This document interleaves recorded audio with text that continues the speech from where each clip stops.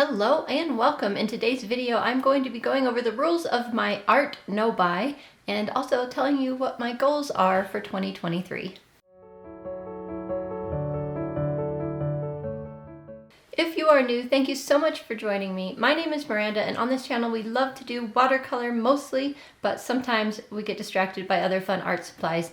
And I have put myself on a no-buy for the entire year. Why am I doing a no-buy? Well, the reason is simple. This art room has plenty of supplies in it, and I need to do them honor by using them up before they go bad. And really, when I say before they go bad, I only mean things like the sizing on watercolor paper. That tends to go bad. Things like acrylic paints tend to dry up, markers tend to dry up, things like that. My watercolors, they will never go bad, but I do want to get into using all of the brands more than I do currently. So my guidelines for my no-buy this year are no new art supplies at all. And I wrote on my list for personal use, but I consider what I do here with you guys on YouTube personal use. Even though it's definitely a business on my tax returns, that's for sure. I put that personal use caveat in there because I do have some very big projects that I want to do this year that I will have to purchase supplies for, and I'll explain those later in the video. Other than those two big art projects that I'll explain in a minute, I have two things that I am going to allow myself to buy if I completely run out, and that would be tape, because I like to tape my edges. I tape things for my big watercolor swatch project, which I've mentioned in several previous videos and have shown you some examples of, and that one is so much fun. But the way I've been choosing to do that uses quite a bit of tape, so I want to be able to purchase that. But I will also have to use up all of the painter's tape that I have in my house before I will allow myself to buy any tape. So this should be interesting because I do have a big tub of paint supplies and I know there's tape in there. Plus, I bought that little house in the neighboring town and we're going to have to use a lot of tape there, so I have a feeling I'm going to end up buying some tape this year. And then one thing I put on there that I can buy if I run out, which is silly because there's no way I'm going to run out this year, is masking fluid. And this one is almost gone, but I have been using this for probably 2 years, maybe a little bit longer. And I have a brand new bottle of Winsor & Newton. Brand new. It's brand new, but it's already a year and a half old, sitting in my drawer over there. Plus I have the Daniel Smith fine tip masking fluid, so I doubt I'll run out, but I put it on there that if I do run out, I can purchase that. Tape and masking fluid, and there's probably other things like that that I've forgotten that I will allow myself to purchase, and if I do, I will tell you guys.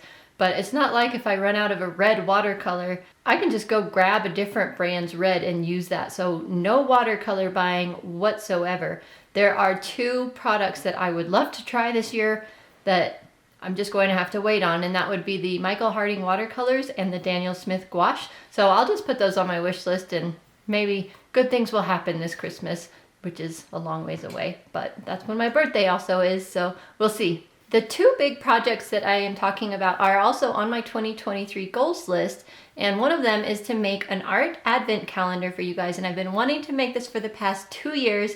It's just a really big project, and it's a little bit intimidating because I broke it down into the little steps like you're supposed to do with big goals like that, and it's a lot of work every month.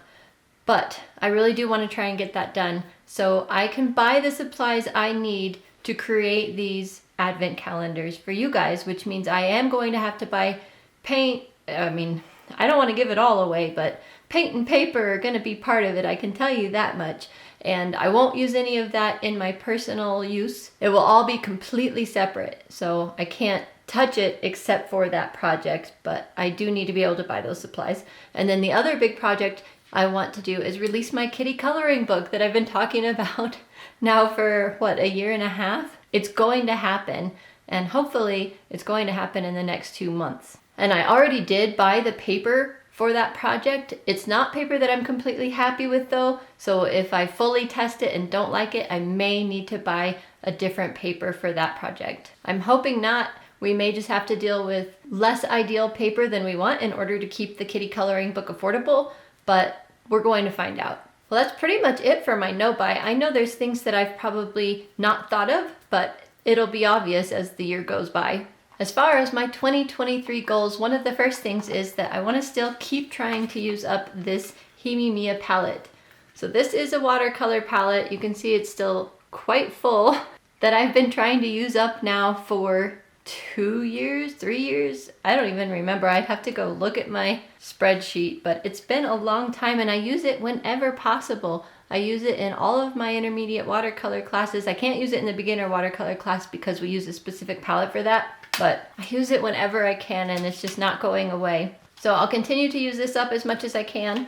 That's the first goal. The second goal is to inventory and keep track of all of my art supplies that I have in here. So I am putting them all on this notebook currently, and I have pages and pages and pages filled of inventory, and there are still a lot of bins and the whole closet to go through. This could be interesting. And then I'll transfer these written notes to a spreadsheet so that if I want to do kind of a random art supply that day, like I want to pick something randomly from my art room to use in a project, I can just make my computer choose something randomly. I think that'll be super fun.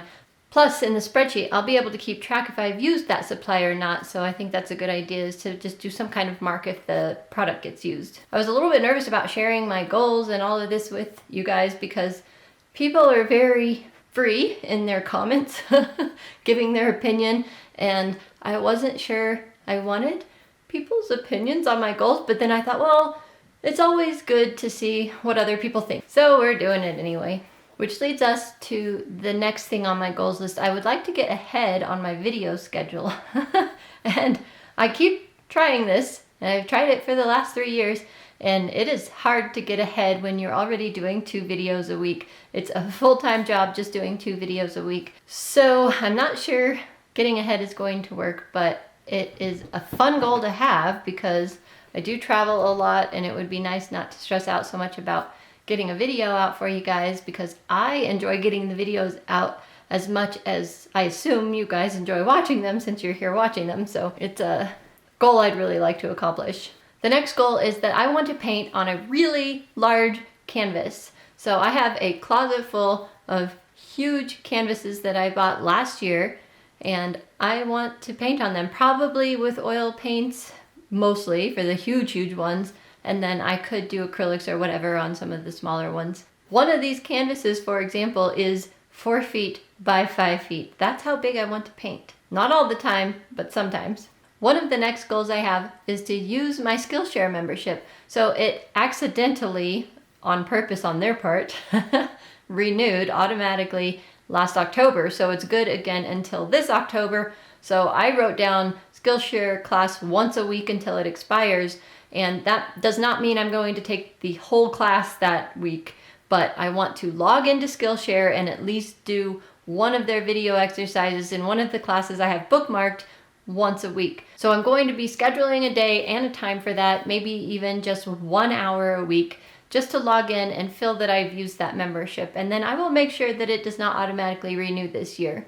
And then the 2 remaining goals on my list are ones we've already talked about: release the 2023 Advent Calendar, and release my kitty coloring book. Those are my art goals. I did put a couple of personal goals in here. One is to spend more time outside, go on hikes with my dog Duffy, use my mountain bike more. I think that would be really fun. Hey, I could even bring my paints with me on those hikes and mountain bike rides. That just made that a lot more interesting, didn't it?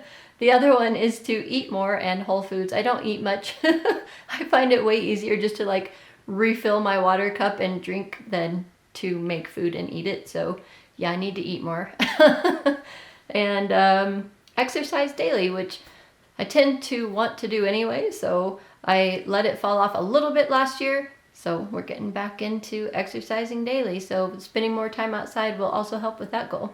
Well, it'll be fun to see how these change throughout the year, if they even change at all. All right, guys, I would love to hear some of your art goals, personal goals, anything like that. Are you on a no-buy? Most of you have already told me that because we've talked about it in several other videos. But if you haven't piped in yet, I would love to hear from you on that. If I've missed anything or if there's anything you're curious about that I haven't mentioned, definitely let me know in the comments below. All right, guys, I will see you in the next video. Bye for now. Playing with the kitty?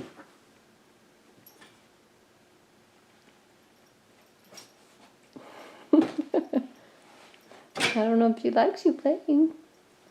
Actually, she does. She always comes back for him.